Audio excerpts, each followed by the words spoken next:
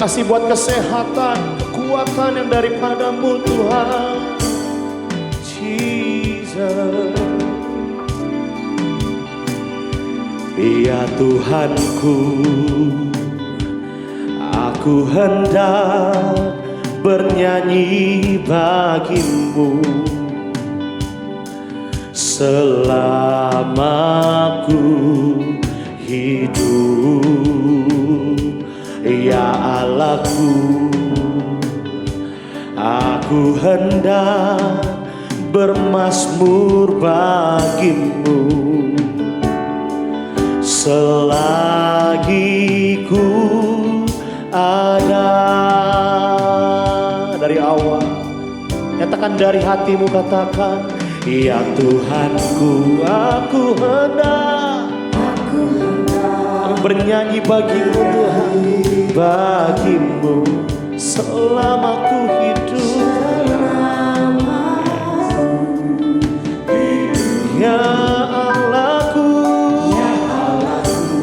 aku bermazmur bagimu Tuhan, bermazmur bagimu selagi ku ada. Sambil angkat tanganmu, katakan, inilah yang ku renungkan setiap waktu. Amin, amin, amin. Nyanyian pujian dan pengagungan kepadamu, biarlah manis dari hati kami yang paling dalam. Manis kau dengar Tuhan, dan hatiku bersuka karena-Mu. Oh Jesus, haleluya, haleluya. Dari hati kita yang paling dalam angkat pujian, ya Tuhanku, aku hendak bernyanyi bagimu selama ku hidup. Ya Allahku, yes, aku hendak bermazmur bagimu selagi ku ada. Inilah yang ku renungkan, amin, setiap waktu. Nyanyian pujian dan pengagungan, amin, kepadamu, biarlah manis kau dengar, oh, kau dengar Tuhan, manis kau dengar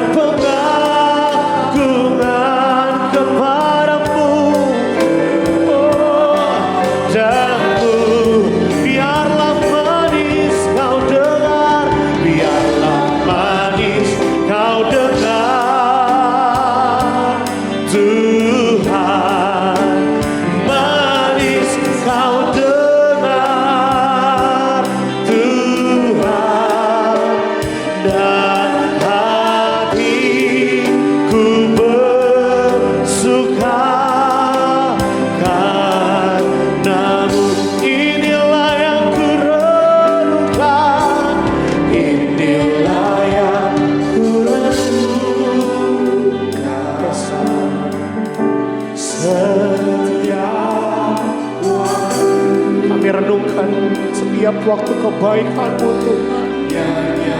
Nyanyian pujian padamu.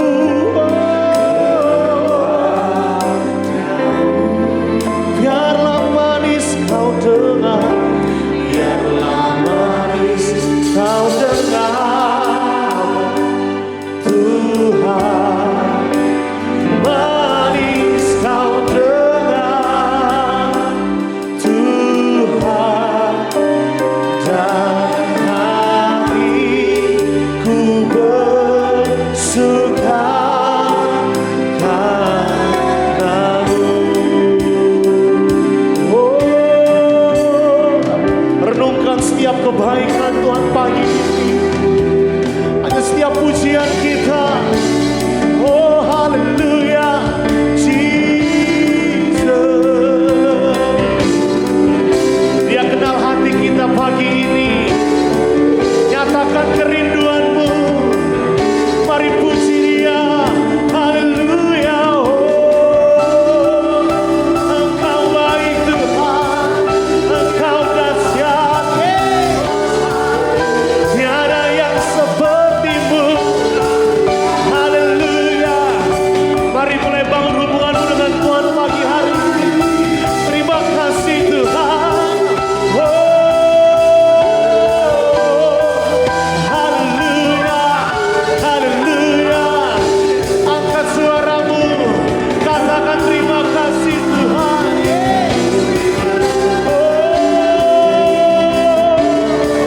Kami bersyukur. Kami bersyukur. Kami bersyukur. Haleluya. Yes. Terima kasih Tuhan. Haleluya.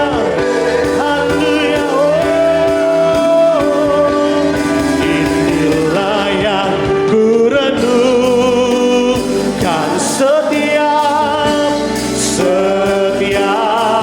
waktu. Haleluya. Nyanyian pujian dan pengagungan kepadamu. Oh, haleluya. Biarlah manis. Mari saya jemaat untuk bangkit berdiri. Ekspresikan kebaikan Tuhan pagi hari ini. Manis kau dengar, Tuhan. Dan hatiku dan hatiku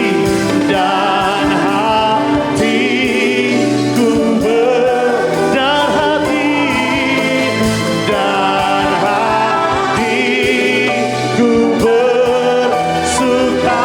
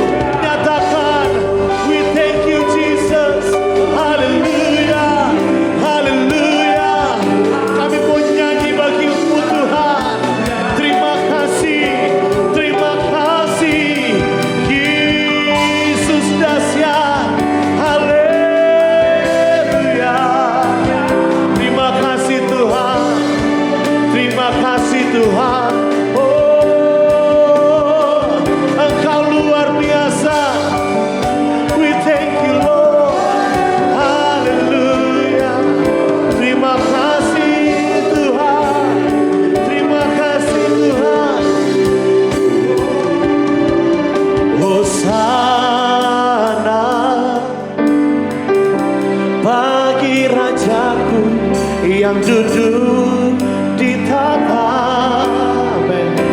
Aku muliakan dan ku agungkan Kaulah yang di. Mari jemaat Tuhan, nyanyikan pujian dari hatimu, katakan ku nyanyi, ku nyanyi.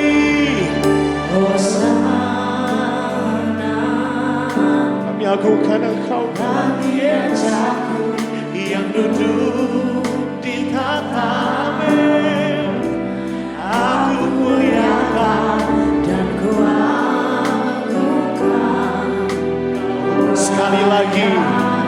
jemaat Tuhan dengan sungguh nyata. Ku nyanyi, oh, ku nyanyi, Hosana. Ini kami Tuhan, hanya Kau yang kami tinggikan, Yesus. Di tanah aku muliakan dan ku agungkan. Kaulah yang disembah. Lebih lagi, ku nyanyi Hosana bagi Rajaku yang duduk di tanah. Aku muliakan dan ku agungkan. Kaulah yang sekali lagi ku nyanyi, ku nyanyi. Terima kasih Tuhan bagi Rajaku. Aku muliakan dan ku agungkan. Kaulah yang disembah. Kaulah yang disembah.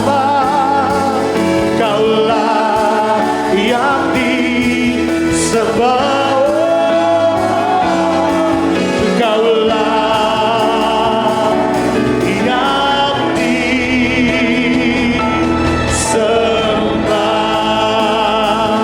Berikan tepuk tangan buat Yesus namanya.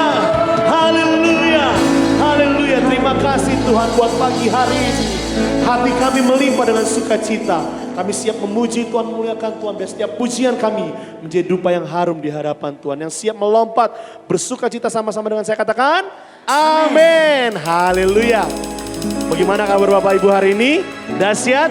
Karena kita punya Tuhan yang dahsyat. Amin. Lihat kiri kanannya walaupun pakai masker, katakan Yesus dahsyat buat saudara. Kita akan pujian ini, Allahku dahsyat. Haleluya. Yeay. Terima kasih Tuhan.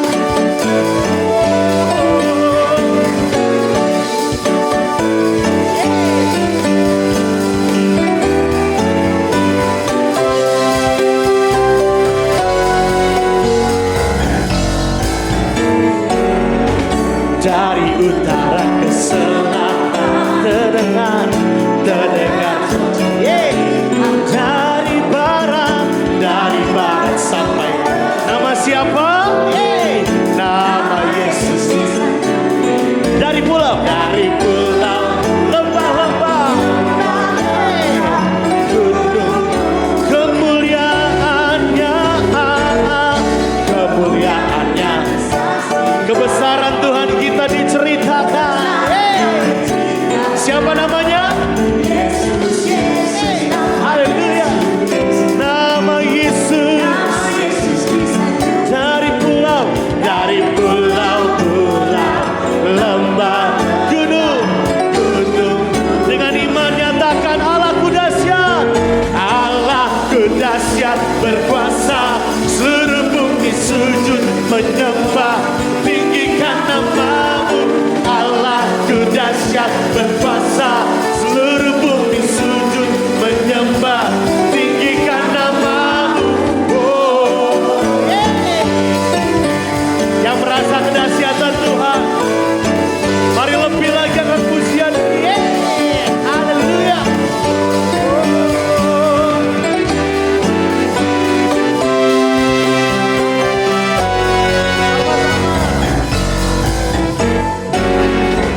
Dari utara ke selatan terdengar pujian. Dari barat sampai ke nama siapa? Nama. Mari dengan iman dari pulau, lembah-lembah, gunung, kemuliaannya. Kami punya Tuhan yang besar. Yesus, Yesus, Yesus. Nama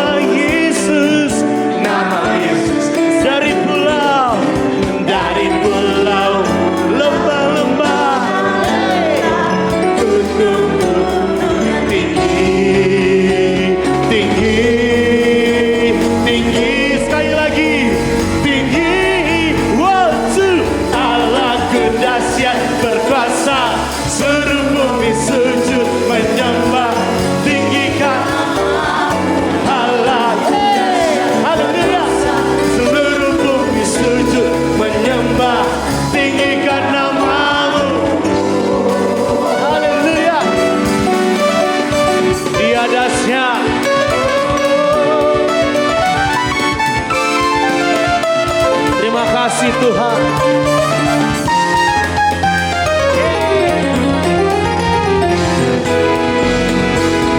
Sama-sama jemaat Tuhan katakan, Allahku dahsyat berkuasa. Sambil tepuk tangan, ekspresikan kebaikan Tuhan, nyatakan. Allahku dahsyat berkuasa, seluruh bumi sujud. Sama-sama. Allahku dahsyat berkuasa, seluruh bumi sujud. Tinggi, tinggikan namamu. Allahku dahsyat, seluruh bumi sujud menyembah. Tinggikan namamu, oh, tinggikan namamu, oh. Katakan Yesus, Yesusku dahsyat. Haleluya. Kita punya Tuhan yang dahsyat, amin. Apapun itu, virus penyakit tidak bisa mengalahkan Tuhan kita yang dahsyat, amin. Silakan duduk Bapak Ibu. Makasih Tuhan. Waktumu yang terbaik buat kami. Bila kau izinkan sesuatu terjadi, ku percaya semua untuk kebaikanku. Bila nanti telah tiba waktuku, ku percaya kuasa-Mu memulihkan hidupku.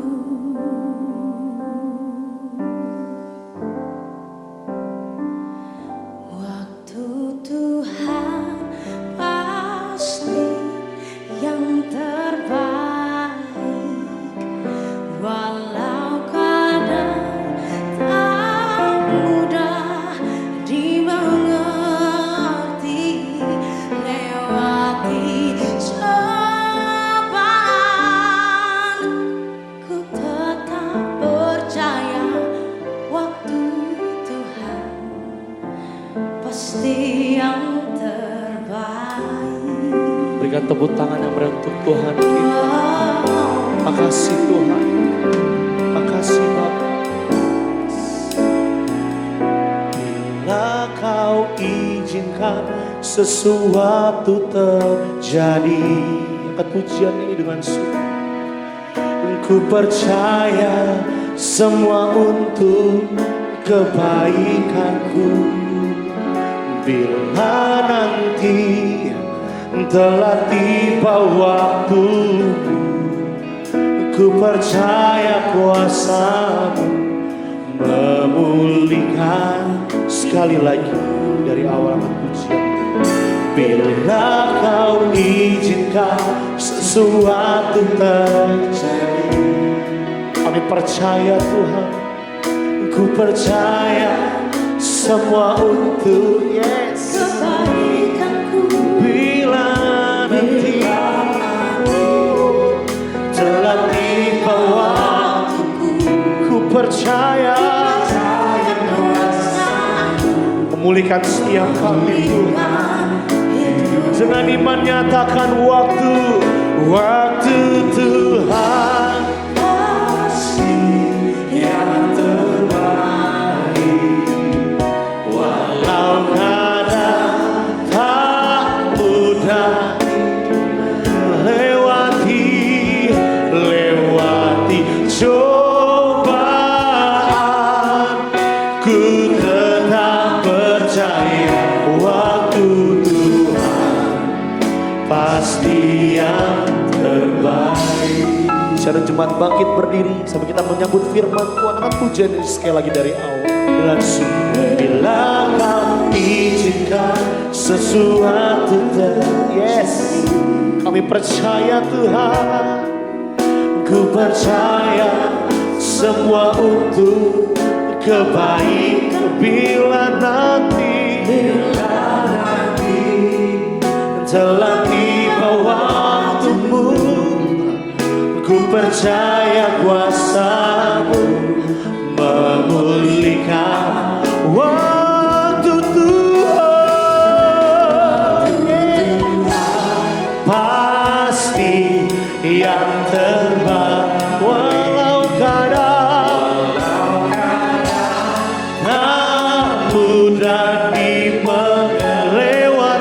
cobaan, cobaan, ku tetap percaya waktu Tuhan pasti, waktu Tuhan, waktu Tuhan pasti yang terbaik. Walau kadang tak mudah lewati cobaan, ku tetap percaya waktu Tuhan pasti lewati cobaan, lewati cobaan, ku tetap percaya waktu Tuhan pasti yang terbaik. Glory, syukur, glory, haleluya, haleluya, haleluya, glory, syukur. Mari ambil waktu sejenak berdoa, saudara. Tundukkan kepalamu di hadapan Tuhan, berdoa secara pribadi pada pagi hari ini. Bahwa setiap pergumulan, permasalahan, kekhawatiran, ketakutan, tantangan, semuanya bawa di dalam doa kepada Tuhan. Karena tangan Tuhan tidak kurang panjang untuk menolong saudara. Telinga Tuhan tidak kurang tajam untuk mendengarnya. Namun pertanyaannya, apakah hatimu sungguh-sungguh berdoa kudus dan suci di hadapan Tuhan?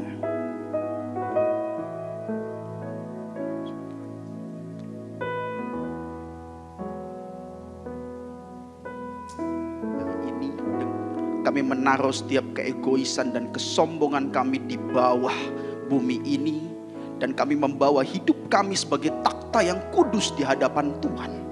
Menguduskan setiap kami, setiap kesombongan ego, keangkuhan kami semua kami taruh supaya Tuhan bisa berbicara kepada kami pada setiap pribadi. Yang sakit biar Tuhan sembuhkan, yang punya masalah dan berat Tuhan berikan keringanan. Bagi teman-teman kami yang sakit, biarkan Tuhan menyertai dan menolong mereka. Yang punya pergumulan, Tuhan menolong. Segala kuasa yang tidak berkenan di tempat ini yang mau mengacaukan pemberitaan firman, kami tolak di dalam nama Yesus. Biarkan tempat ini Tuhan, firman-Mu berbicara secara pribadi. Tidak ada seorang pun yang terlewatkan. Hamba-Mu dan umat-Mu mengecilkan diri, merendahkan diri. Namun nama Tuhan yang kami tinggikan dan muliakan. Mengucap syukur Tuhan. Kami siap mendengarkan firman-Mu. Bersabdalah saja Tuhan. Kami siap mendengarkan. Di dalam nama Yesus, Engkau yang siap sambut kebenaran firman Tuhan. Haleluya, sama-sama kita katakan amin. Puji Tuhan, shalom saudara, apa kabar? Saya berdoa supaya kabar saudara semua penuh dengan sukacita dan damai sejahtera. Kita buka saja firman Tuhan langsung dalam ayat yang pertama, Matius 17 ayatnya yang ke-20. Ia berkata kepada mereka, perhatikan, Yesus berkata kepada para murid, saudara, karena kamu kurang percaya sebab aku berkata kepadamu, sesungguhnya sekiranya kamu mempunyai iman sebesar biji sesawi saja, kamu dapat berkata kepada gunung ini pindah dari tempat ini ke sana, maka gunung ini akan pindah dan tak akan ada yang mustahil bagimu. Amin. Berarti iman sebesar biji sesawi itu mampu memindahkan gunung. Berarti iman yang kita punya ini akan mampu merubah budi kita, saudara. Kenapa? Ketika semakin beriman dalam pembaruan budi, berarti engkau memakai imanmu supaya budimu berubah. Budi di sini saudara bicara noeo atau nous, bicara pikiran, mindset, akal budi dan sebagainya, saudara.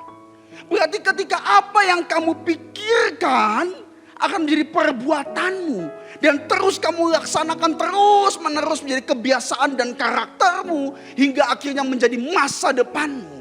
Makanya firman Tuhan katakan pada Roma 12 ayat yang kedua, janganlah kamu menjadi serupa dengan dunia ini, tetapi berubahlah oleh pembaharuan budi, sehingga engkau mengetahui manakah yang menjadi kehendak Allah, apa yang baik, yang berkenan dan yang sempurna. Amin.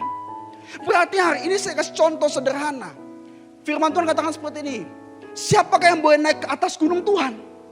Siapakah yang boleh berdiri di atas taktanya kudus? Orang yang bersih tangannya dan tidak menyerahkan hidupnya kepada sumpah palsu. Berarti orang yang budinya mau dibaharui. Berarti iman itu sebesar biji sesawi. Jika iman itu kita punya iman, dia bisa memindahkan gunung yang jauh, yaitu gunung Tuhan, menjadi dekat dalam hati kita. Sehingga iman kita berubah, pembaruan budi kita berubah. Sehingga kita berjalan melalui pikiran Tuhan menuju kehendak Allah. Apa yang baik, apa yang berkenan, dan yang sempurna. Berkemuliaan bagi Tuhan. Saya mau kasih satu analogi seperti ini. Saudara tahu kan banyak orang punya ayat emas Yeremia 29 ayat 11. Betul kan? Sebab aku ini mengetahui rancangan-rancangan apa yang ada padamu kan? Raya itu bukan rancangan kecelakaan. Rancangan hari depan yang penuh harapan. Wis, kok ayat ini semua orang tahu? Saudara tahu kata hari depan yang penuh harapan itu bicara akhir. Atau dalam bahasa Arabnya adalah akhir. Atau dalam bahasa Arab juga sering disebut akhirat. Tempat tujuan terakhir. Ingat, Tuhan adalah Alfa dan Omega. Berarti dia mengetahui awal hidup kita dan dia juga yang mengetahui akhir hidup kita. Namun ketika kita berproses, bagaimana kita hari ini bisa hidup dalam pikiran Tuhan. Kenapa? Saya kasih contoh. Awalnya Tuhan yang tahu. Saudara gak bisa memilih saudara lahir dari keluarga mana kan? Saudara tidak bisa memilih siapa orang tuamu kan? Saudara tidak bisa memilih apa yang kamu bawa waktu kamu lahir. Berarti titik awal itu ada pada Tuhan. Namun titik akhir sudah Tuhan tahu, Tuhan yang sediakan dan dia juga titik akhir. Namun bagaimana kita dalam titik awal ini kita bisa terus berjalan melalui titik akhir? Tentunya ada progres yang namanya iman. Amin. Iman itu harus dibaharui supaya pembaruan budi kita terus dibaharui sehingga kita berjalan. Saya tahu ini kehendak Allah. Saya tahu ini menyenangkan Tuhan. Saya tahu ini sempurna. Ada pikiran Tuhan. Sehingga titik akhir bisa saudara tuju. Saya akan bagikan hari ini bagaimana strategi iman supaya kita bisa menuju titik akhir bersama Tuhan saudara. Ya, kita buka Hakim-Hakim 6 ayat yang ketiga. Hakim-Hakim 6 ayat yang ketiga. Setiap kali orang Israel selesai menabur, datanglah orang Midian. Saya mau tanya, kita belajar kayak sekolah minggu dikit ya saudara ya. Yosua menang mengalahkan orang mana? Loh, yang benar salah gak dapat hadiah lah. Orang Amalek kan? Sudah pernah menang kan? Namun dikatakan, hakim-hakim ini masa Gideon setelah Yosua. Setiap kali orang Israel selesai menabur, datanglah orang Midian, orang Amalek dan orang-orang dari sebelah timur lalu maju mendatangi mereka. Pernah menang namun muncul tantangan yang baru. Berarti hari ini hidup adalah terus memperjuangkan kemenangan supaya kita lebih dari pemenang. Berarti hari ini hidup akan terus berjuang. Hidup akan terus hari ini melawan dan bergumul. Karena kamu sudah pernah menang, jangan kamu sombong. Karena mungkin kemenangan yang sudah kamu raih, kemudian kamu akan menjadi kalah. Kebanyakan orang jatuh, bukan jatuh saudara di tempat yang baru. Dia jatuh di tempat yang sama yang pernah dia menang. Kamu dulu pernah mengampuni, melupakan. Suatu ketika kamu disakiti lagi, apakah kamu masih bisa mengampuni lagi? Itu satu pertarungan yang baru dan pertandingan yang baru. Berarti hari ini kalau engkau sudah pernah menang, jangan pernah engkau sombong. Namun hari ini tetap berjuang supaya iman itu semakin besar. Pembaruan budi sehingga engkau bisa menuju titik akhir. Sudah pernah menang, belum tentu jaminan akan terus menang. Kau tidak mau bertarung. Makanya saudara kalau lihat di Alkitab, ya, itu ada dua jenis mujizat. Yang satu saya katakan natural miracle. Yang kedua strategic miracle. Namun jika saudara perhatikan dari perjanjian lama sampai dia mau terus ke perjanjian baru, itu dari naturalnya mulai hilang menuju ke strategic. Saya kasih contoh yang natural apa? Ketika Firaun mengejar Musa, tidak ada pilihan. Waktu mengejar mau gak mau saudara, laut terbelah. Itu natural miracle. Tangkap ya. mujizat yang terjadi secara alamiah. Terus saudara tahu Yosua menghentikan matahari. Itu mungkin natural miracle. Namun saudara lihat, ketika makin kemari, itu bicara mulai strategi.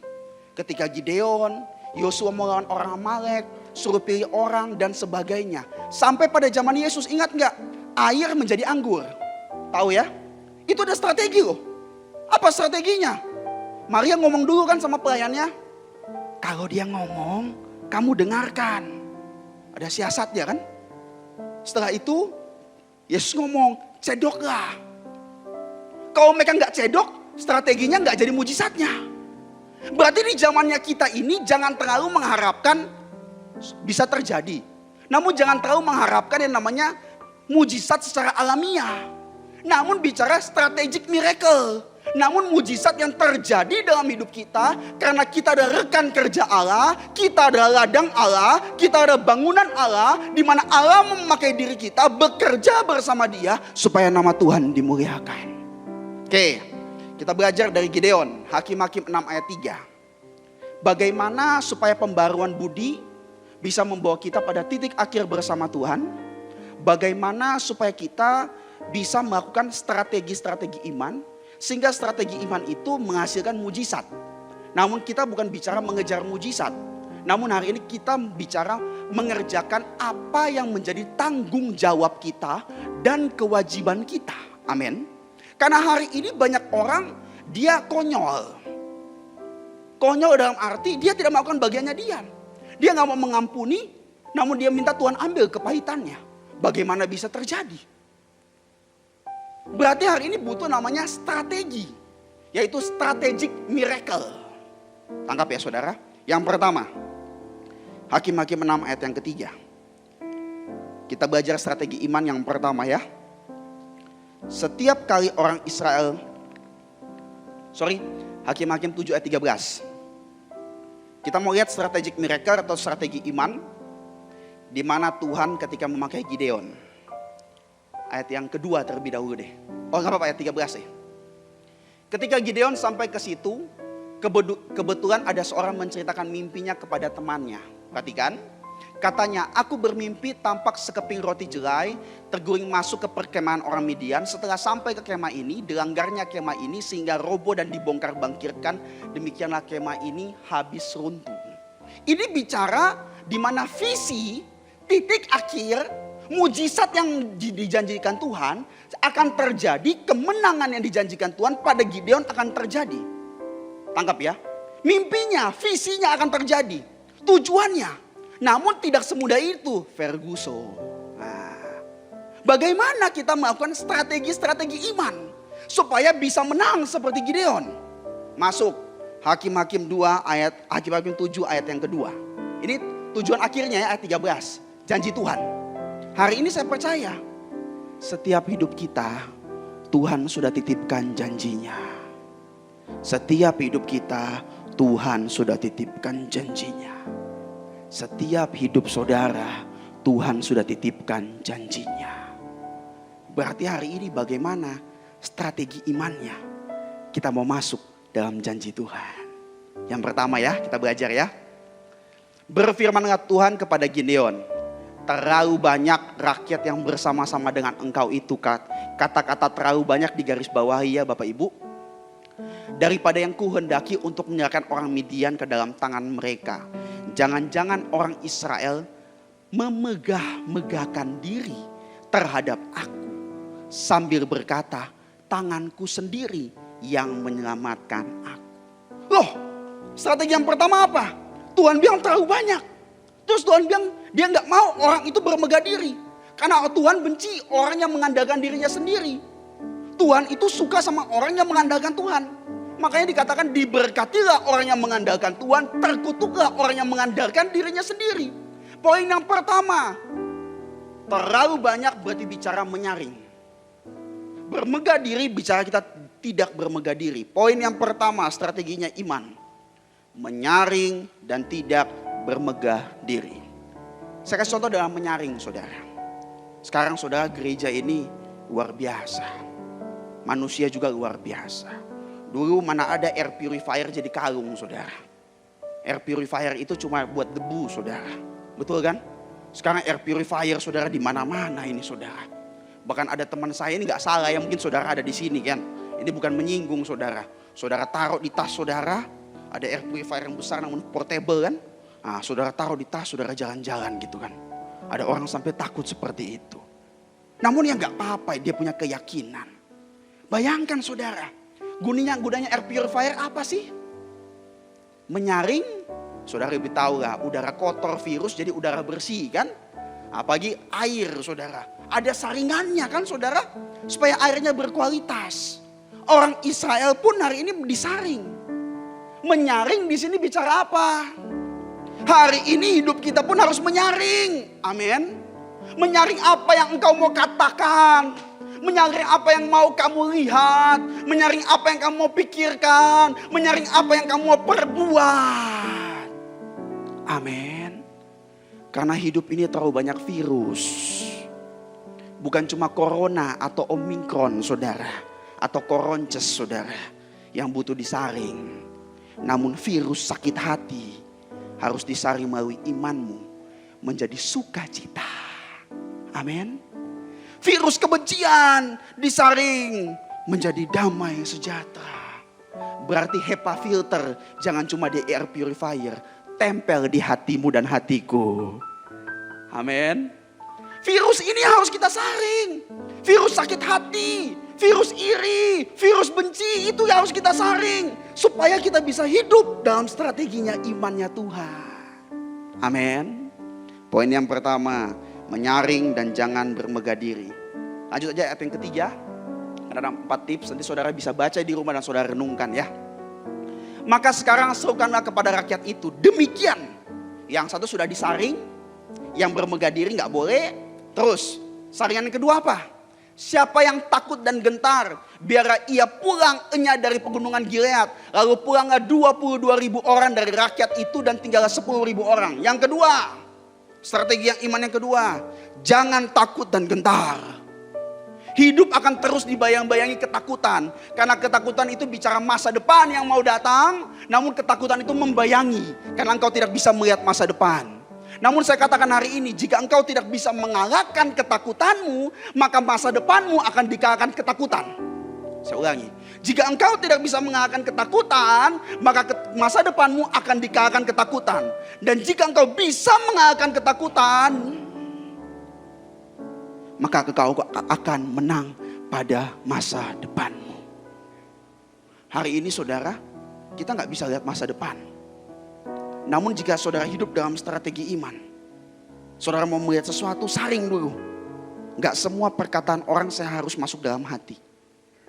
Gak semua apa yang orang ngomong saya harus masuk dalam hati saya. Gak semua masa lalu yang jahat harus saya ingat. Saya saring. Waktu saudara saring, ketika saudara melangkah, ada iman. Dan iman itu mengalahkan ketakutan dan kegentaran. Karena Tuhan tidak pernah memberikan roh ketakutan. Dia memberikan roh yang membangkitkan kekuatan, kasih, dan ketertiban. Berarti hari ini kalahkan ketakutan dan kegentaran. Supaya masa depan bisa saudara menangkan. Kalau saudara tidak kalahkan, masa depan saudara akan dikalahkan dengan saudara punya ketakutan dan kegentaran. Kemenangan dijanjikan pada Gideon, namun disaring. Orang yang takut dan gentar tidak akan bisa menang. Namun orang yang menyaring dan tidak bermegah diri, mengandalkan Tuhan, tidak takut dan gentar, ada kemenangan yang Tuhan titipkan. Terus, Hakim-Hakim 7 ayat yang keempat.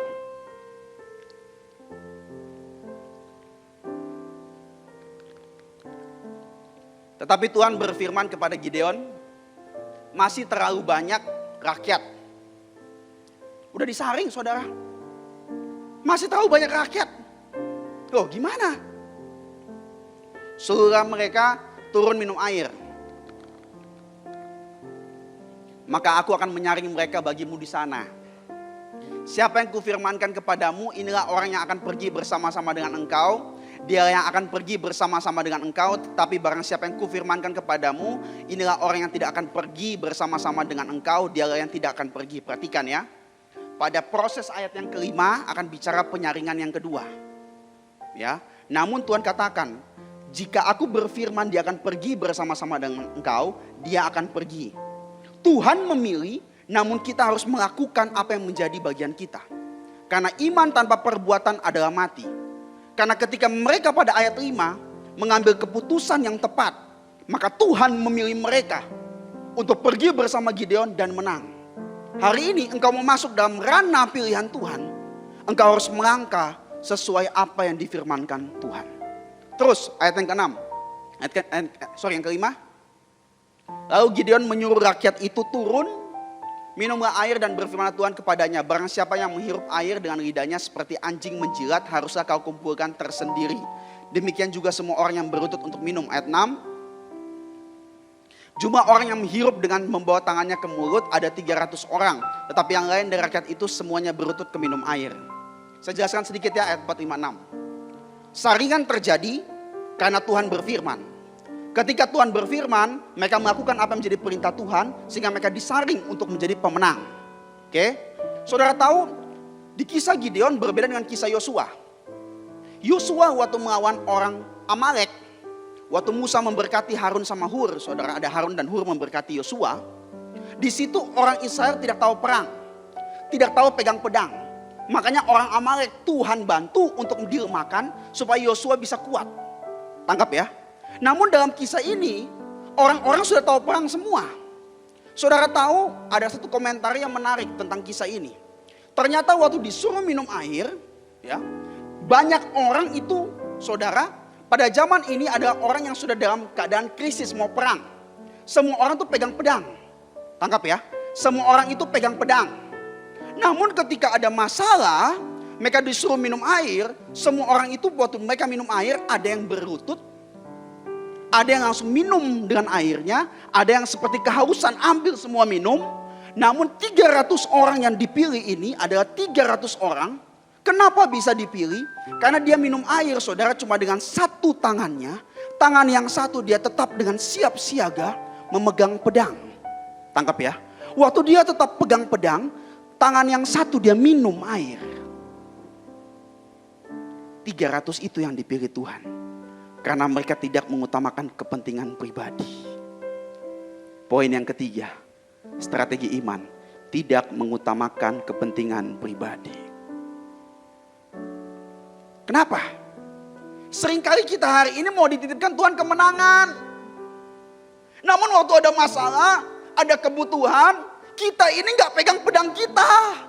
Kita tinggalkan pedang kita. Tunggu dulu ya Tuhan, firman-Mu nanti dulu ya. Saya ambil air, saya minum dulu buat saya.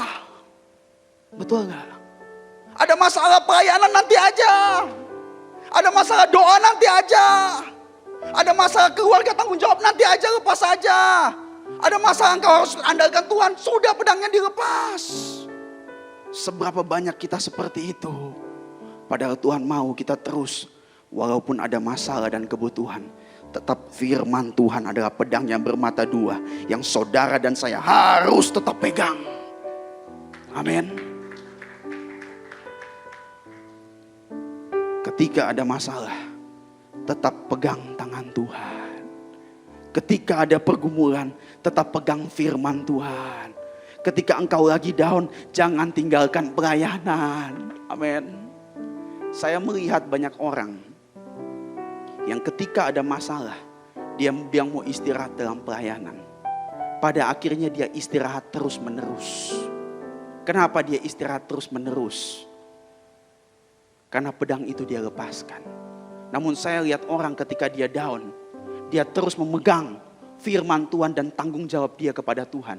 Walaupun dia susah, walaupun dia bergumul, namun kita tidak melihat dimensi iman. Imannya dia makin besar, makin mendekati kepada visi Tuhan.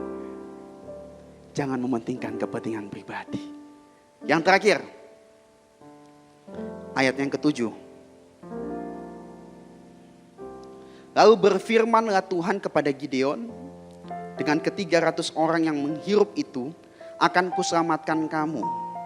Aku akan menyelamatkan orang Midian ke dalam tanganmu. Tetapi yang lain dari rakyat itu semuanya boleh pergi masing-masing ke tempat kediamannya. Wah, Ternyata setelah menyaring, mereka tidak bermegah diri, yang tidak takut dan gentar, yang tidak mementingkan kepentingan pribadi, tetap berjaga, tetap pegang pedangnya. Yang terakhir,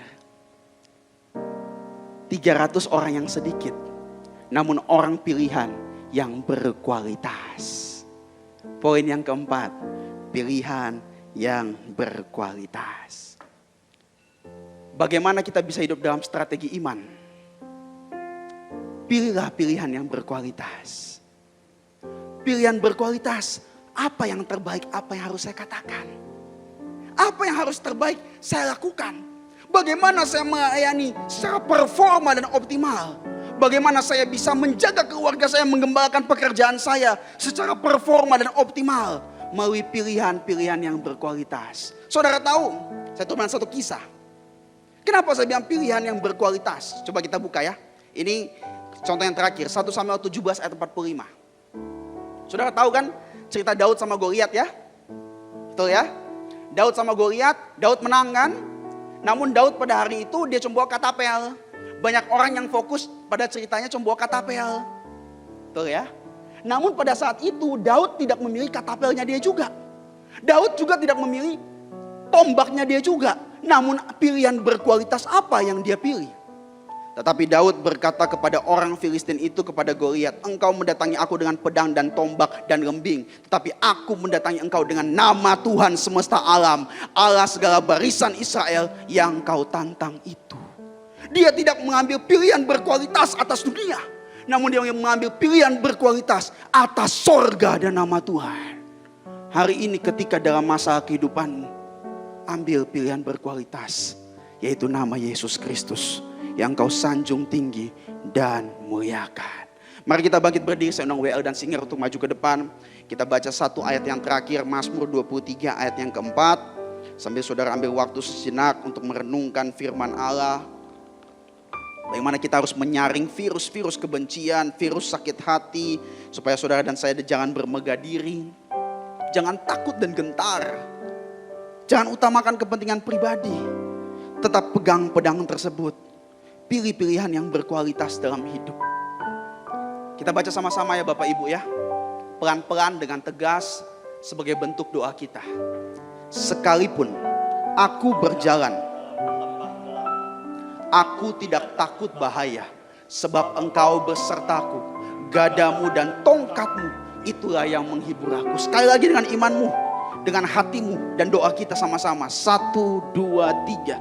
Sekalipun aku berjalan dalam lembah kekelaman, aku tidak takut bahaya, sebab engkau besertaku. Gadamu dan tongkatmu, itulah yang menghibur aku. Sekali lagi dengan imanmu dan hatimu dan doamu.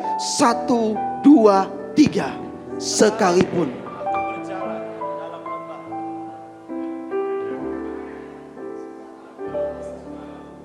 gadamu dan tongkatmu, itulah yang menghibur aku.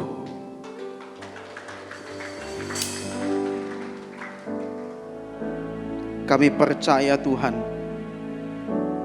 kami mau hidup dalam titik akhir bersama Engkau. Kami hari ini mau belajar supaya kami bukan cuma menjadi orang Kristen yang malas, namun kami mau melaksanakan apa yang menjadi strategi-strategi iman dalam kehidupan kami. Sehingga kami yakin kemenangan sudah Tuhan titipkan, sudah Tuhan tujukan. Namun bagaimana kami menuju? Kami hari ini harus membaharui iman kami, sehingga budi kami pun dibaharui. Menyaring setiap sakit hati, kebencian, duka cita, iri hati, kemarahan, perselisihan, pertengkaran. Kami harus saring semua itu semua menjadi sukacita dan damai sejahtera. Menyaring kesombongan sehingga kami tidak bermegah diri. Kami tidak takut dan gentar karena Tuhan bersama kami. Siapakah lawan kami? Kami juga hari ini percaya kami tidak mau mementingkan kepentingan pribadi kami. Walaupun dalam masa yang sulit, tetap tangan Tuhan yang akan kami pegang. Tetap pedang firman Allah yang akan kami pegang. Dan kami yakin dan percaya kami memilih pilihan yang berkualitas. Memberkati setiap kami di tempat ini Tuhan. gembala senior, gembala area, gembala gereja, gembala jemaat, UFO dan semua pekerja. Kiranya Tuhan menolong mereka. Semua jemaat juga Tuhan jaga. Berdoa untuk gereja-gereja yang ada di seluruh dunia, bagi para hamba Tuhan, sampai pada semua jemaatnya. Tuhan memberkati mereka supaya mereka menjadi berkat dan berdampak, sehingga gereja di seluruh dunia dipenuhi oleh jemaat yang mencari Tuhan dengan tulus dan takut. Buat semua hamba Tuhan, gereja bersatu, rukun dan tidak terpecah-pecah, supaya dunia percaya Yesus adalah Tuhan bagi kemuliaan Allah Bapa. Demikian juga untuk gereja di mana kami Engkau percayakan untuk menggembalakannya, yaitu gereja Blessing in the Spirit. Kami berdoa untuk setiap persembahan pada jemaat, kiranya Tuhan menerima dan membalasnya berlipat-lipat. Biar persembahan ini berkenan kepadamu, sebagaimana persembahan Habel. Tuhan beri kemurahan-Mu, balaslah kebaikan dan kerelaan hati jemaat, jaga dan lindungi mereka, serta pelihara mereka beserta keluarga dan pekerjaan dan kesehatan mereka. Mari jemaat Tuhan, dekapkan tanganmu di dada, karena menerima berkat adalah hal yang mudah, namun menjaga hati adalah hal yang sulit. Karena itu firman Tuhan berkata, jagalah hatimu dengan segala kewaspadaan, karena dari situlah terpancar kehidupan. Jemaat yang dikasihi Tuhan, jadilah berkat dan terima berkat rahmat anugerah dari Allah Bapa di sorga, dalam putra tunggalnya Yesus Kristus yang telah mati bagi dosa kita dan bangkit pada hari ketiga, sehingga kita menyembah Tuhan Allah yang hidup. Dan iman kita bukan kepada Tuhan yang mati, dan Dia naik ke sorga untuk menyediakan rumah bagi kita, sehingga kita punya pengharapan yang pasti. Dan Dia akan datang kembali untuk kedua kalinya menjemput gereja dan umatnya yang berjaga-jaga, kudus, dewasa dan bijaksana, serta menghakimi dunia. Dan dalam persekutuan Roh-Nya yang kudus, yang membuat hati kita berkobar-kobar dan roh kita menyala-nyala di dalam kasih semula. Roh Kudus yang menghibur, menguatkan, memelihara, menginsafkan, menuntun dan memimpin kita kepada kebenaran dan kekudusan, serta menjadi saksi Kristus mulai hari ini sampai selama-lamanya. Kita tutup dengan doa yang Tuhan Yesus ajarkan. Bapa kami yang di sorga, dikuduskanlah nama-Mu, datanglah kerajaan, jadilah kehendak-Mu di bumi seperti di surga. Berikanlah kami pada hari ini makanan kami yang syukur, dan ampunilah kami akan kesalahan kami, seperti kami juga telah mengampuni orang yang bersalah kepada kami. Dan janganlah membawa kami dalam mencoba, tapi lepaskanlah kami daripada yang jahat. Karena Engkau yang punya kerajaan dan kuasa dan kemuliaan sampai selama-lamanya. Amin.